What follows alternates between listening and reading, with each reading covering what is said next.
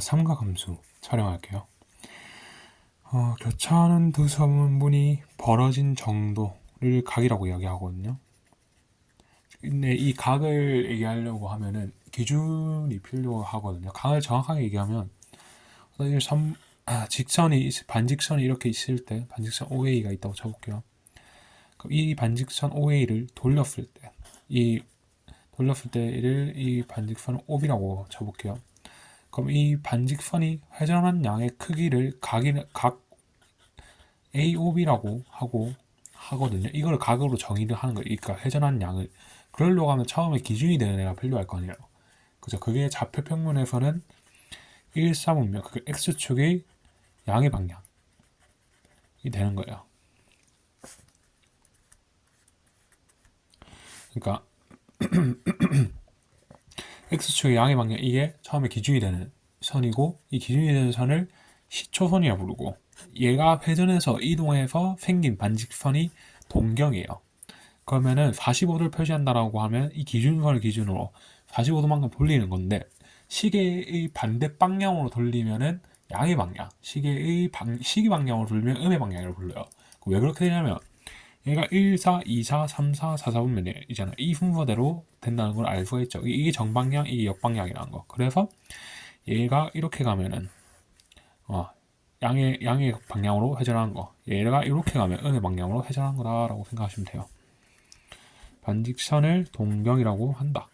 120도를 나타내는 동경은 그러면 여기서 이게 90도니까 여기서 30도 더 간 요게 되겠죠. 45도를 나타내는 동경은 요게 되겠 거고, 동경이 일치한다는 것 같은 각을 의미하는 거예요. 근데 동경이 나타내는 각은 무수히 많겠죠. 예를 들면 60도랑 같은 각은 여기서 60도를 한 바퀴 더 돌린 420도가 있을 수 있고, 그리고 720도에 두 바퀴 돌린 780도 있을 수 있고, 그리고 음의 방향으로 한 바퀴 돌리고 60도 완근 더 간 마이너스 300도 있을 수 있겠죠. 그래서 이 60도에 대한 일반각, 그러니까 60도를 나타내는 동경이 나타내는 각을 일반화시켜서 표현하면 60도에다가 바퀴수 이 n 파이 360도 곱하기 n으로 나타낼 수가 있겠죠. 60도를 나타내는 동경이 나타내는 각은, 그렇죠?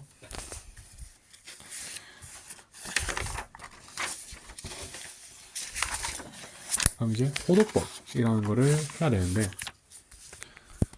삼각함수도 함수이기 때문에, 그러니까 삼각함수라는 거를 뭐라고 얘기하냐면은 사인 함수, 뭐 탄젠트, 코사인 함수 이걸 모두 포함한 삼각함수라고 하는데, y는 이꼴 sin x, 코사인 x, 탄젠트 x예요. 그러니까 각에 x가 있는 거죠. 그러면 x가 실수가 돼야 되니까 우리가 지금 각은 60분법을 이용해서 도 단위로 나타내는데 얘를 이제 실수화 시키는 거예요. 그게 바로 호도법입니다. 그러니까 얘를 어떻게 실수로 나타낼 거냐면, 그 반지름의 길이와 호의 길이가 같은 부채꼴을 하나 잡아요. 이렇게. 그럼 이때 이 각을 실수 1로 나타내기로 약속을 하는 거예요. 그냥 약속 이렇게. 그러면은 이렇게 나타냈을 때 이 반원에 대한 이 중심각의 크기가 3.14 1592 어쩌고저쩌고 돼요. 얘를 우리가 파이라고 부르고 얘는 180도와 같게 되는 거죠. 그럼 좌우변을 나눠주면 그렇죠. 파이는 180도가 된다. 그래서 우리는 각을 실수로 나타낼 수 있게 된 거예요. 다시 얘를 1 라디안이라고 얘기를 하는데, 라디안이라고 아무나 안 쓰니까 그냥 실수 1이라고 생각하면 돼요. 그럼 파이가 180도니까 2분의 파이는 90도, 4분의 파이 45도, 3분의 파이 60도, 6분의 파이 30도, 이 파이는 360도가 된다. 호의 길이를 한번 생각해 볼 건데, 이 호의 길이랑 이 원은 원주각, 그리고 중심각, 그리고 호의 길이, 그리고 넓이가 모두 비례하죠. 얘네들이 다 비례한단 말이에요. 얘네가 싹 다 넓이까지. 근데 단 현의 길이는 비례하지 않아요. 아무튼 이렇게 비례하는데, 비례함을 이용해서 호의 길이를 생각해 보면 2파이 r 대 l은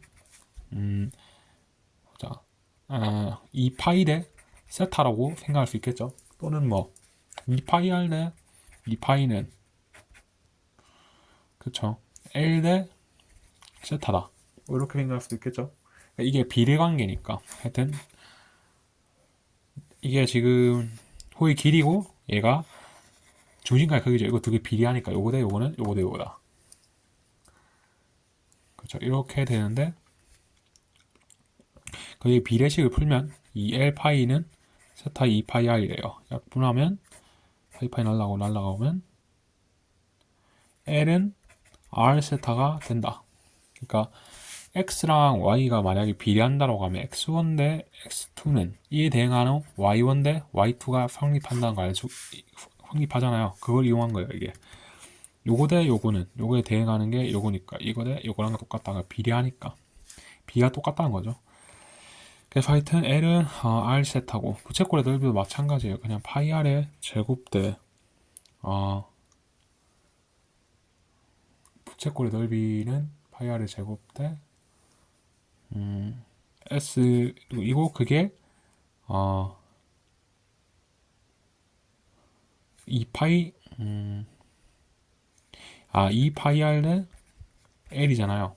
그러니까 넓이는 호의 길이에 비례하니까 그러면은 2파이 R의 S는 파이 R의 제곱 대 L, 제곱 곱하기 L이에요. 그래서 약분해주고 약분하면 S는 2분의 1의 R의 L이 된다. 이렇게 유도해낼 수가 있어요. 부채꼴의 호의 길이와 넓이를. 삼각비는 우리 중학교 때 배운 것처럼 직각삼각형에서 정의를 했는데 세 개의 변이 있잖아요. 그러면은 이 세 변 중에서 두 변끼리 묶었을 때 이 두 변 사이의 길이의 비를 삼각비라고 이야기해요. 그거에는 사인, 코사인, 탄젠트가 있는 거죠. 그럼 이 변의 길이 A, B, C라면 A분의 B, A분의 C, C분의 B가 된다는 거. 중학교 수학에서 배웠고 여기 중요한 거는 이렇게 한 변의 길이와 각을 할 때 다른 한 변의 길이는 이렇게 A 사인 세타 삼각비를 이용해서 나타낼 수 있다는 거. 이거 매우 중요하다라는 거. 그렇고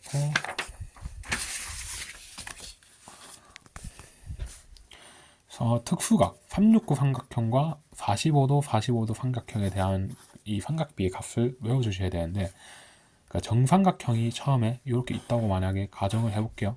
그러면은 정삼각형에서 꼭지각에서 대칭축을 때리면 수직이고 여기가 30도가 되죠. 그럼 여기가 60도가 돼요. 그럼 이 변의 길이를 2의 a라고 했을 때 이 변의 길이는 a죠. 그럼 피타고라스 정리해서 2의 a제곱 마이너스 a제곱은 여기 이 가운데 변의 제곱이니까 3의 a의 제곱은 x제곱이다. 그럼 x는 결국 루트 3의 a가 되는 거죠. 얘가 루트 3의 a다. 그럼 여기서 삼각비의 값을 구해보면 이렇게 된다는 거. 이거를 외워주면 돼요. 그리고 45도는 어떻게 되는 거냐면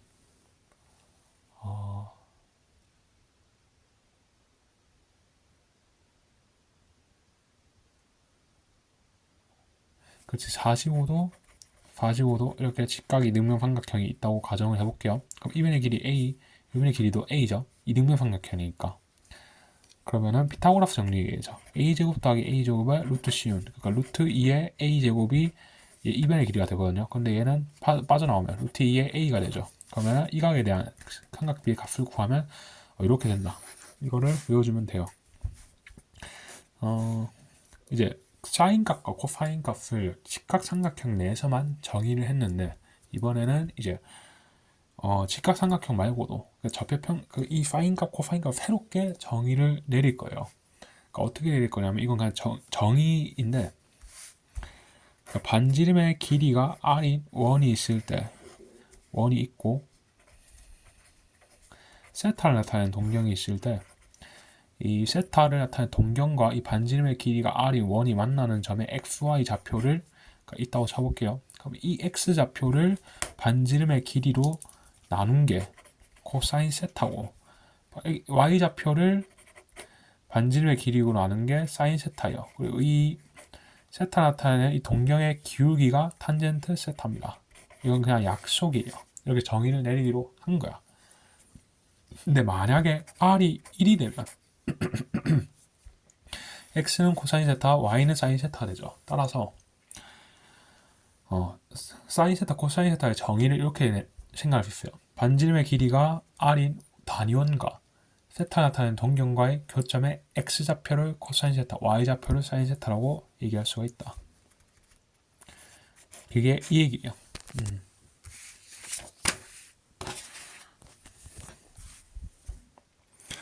이제 코사인 280도 이런 것도 다 구할 수 있게 되겠죠. 여기 180도니까 180도에서 60도 더 가면 되니까 이렇게 되겠죠.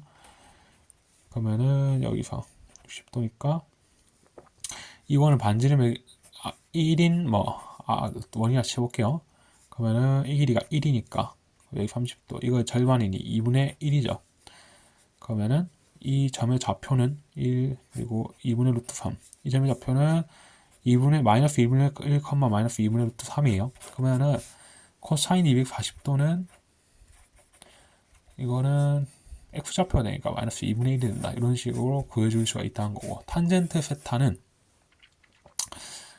그냥 동경에 나타낸 기울기니까 이거를 뭐 구해주면 되고, 이거는 다 설명했고, 삼각함수 여기서 생각해보면 되는데, 세타를 나타낸 동경이 이렇게 지나간다고 쳐볼게요. 그럼 이때 xy 좌표는 여기서는 다 양수, 기울기도 양수예요. 그래서 삼각비 모두 다 양수인데, 여기일 때는 y좌표만 양수니까 사인만 양수, 여기일 때는 기울기만 양수니까 탄젠트만 양수, 여기서는 x좌표만 양수니까 코사인만 양수. 그래서 얼싸 안코다 요거를 외워주면 돼요. 외워주면